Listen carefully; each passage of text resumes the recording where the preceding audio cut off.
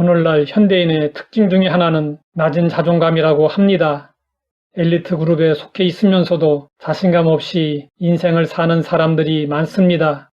그 이유는 자신의 자화상에 대한 긍정적 이미지를 갖지 못한 까닭이고 자신의 정체성에 대한 긍정적 확신이 부족하기 때문입니다. 그러면 우리의 참된 자화상은 무엇이고 우리가 확고하게 가져야 할 정체성은 무엇일까요? 그것은 우리가 하나님 앞에서 유일하고 독특한 존재라는 것이고 하나님의 절대적 사랑의 대상이라는 것입니다. 먼저 우리의 독특성을 생각해 보겠습니다. 하나님은 우리 각 사람을 제각각 다르게 창조하셨습니다. 이 세상에 나와 똑같은 사람은 한 사람도 없습니다.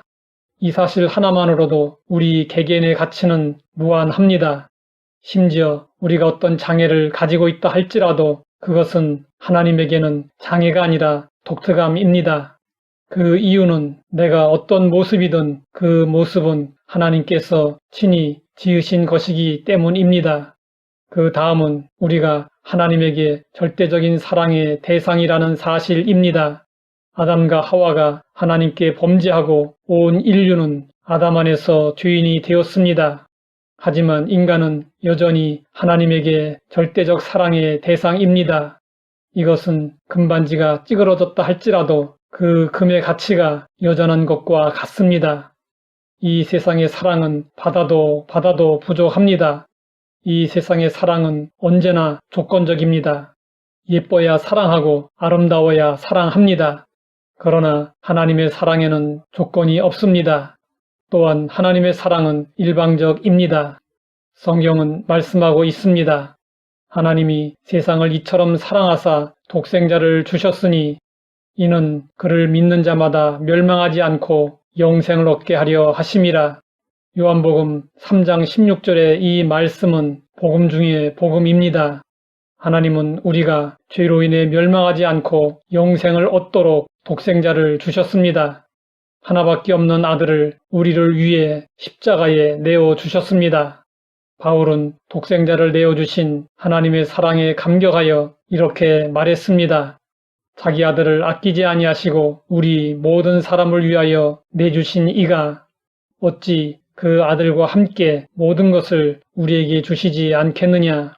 하나님이 우리에게 독생자를 주셨다는 것은 최고, 최상의 것을 주셨다는 것이고 그 이하의 것은 아끼지 않고 다 주시겠다는 것입니다. 사랑하면 아낌없이 주고 싶습니다. 하나님은 우리를 사랑하셔서 아들까지 주셨습니다. 누가 죄인을 위해 사랑스러운 자식의 생명을 내어 놓을 수가 있겠습니까? 이것은 도무지 있을 수 없는 일입니다. 우리를 향한 하나님의 사랑은 상상을 초월합니다. 어거스틴은 젊은 시절에 탕자였다가 하나님의 은혜로 회심하여 성자가 되었습니다. 어거스틴은 요한복음 3장 16절에서 하나님의 놀라운 사랑을 발견했습니다. 어거스틴은 이런 말을 했습니다. 참으로 이상하고 놀라운 일이다. 만약에 내가 창조주였다면 벌써 이 세상을 박살내 버렸을 텐데 이상하게도 하나님은 나를 사랑하신다. 하나님은 이 세상에 나 한 사람밖에 사랑할 사람이 없는 것처럼 나를 사랑하신다. 아니, 내가 이 세상에 남아있는 유일한 생존자라고 할지라도 하나님은 나를 위해 십자가에서 목숨을 버리셨을 것이다. 우리가 하나님의 사랑을 말하는 것은 바다에서 물 한 컵을 떠서 태평양을 말하는 것과 다를 바 없습니다. 하나님의 사랑은 불가사의합니다. 평생을 두고 연구해도 풀 수 없는 수수께끼입니다. 그러나 한 가지 확실한 것은 독생자 예수님을 믿으면 멸망하지 않고 영생을 얻는다는 사실입니다. 그리고 하나님의 자녀가 되고 하나님의 자녀의 권세를 가지고 살게 된다는 것입니다. 셰익스피어는 이런 말을 했습니다. 구했는데 얻은 사랑은 좋다. 그러나 구하지 않았는데 얻은 사랑은 더욱 좋다. 하나님의 사랑은 내가 구해서 얻은 사랑이 아닙니다.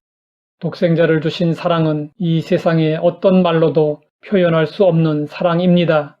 하나님은 그 어마어마한 사랑을 우리에게 쏟아부어 주셨고 우리는 그 사랑을 받으며 살고 있습니다. 그러므로 우리는 대단한 사람들입니다. 하나님 아버지, 세상을 이처럼 사랑하사 독생자를 보내주셔서 감사합니다. 하나님의 절대적 사랑을 받고 있음을 기억하고 당당하게 살게 하옵소서. 예수님의 이름으로 기도드립니다.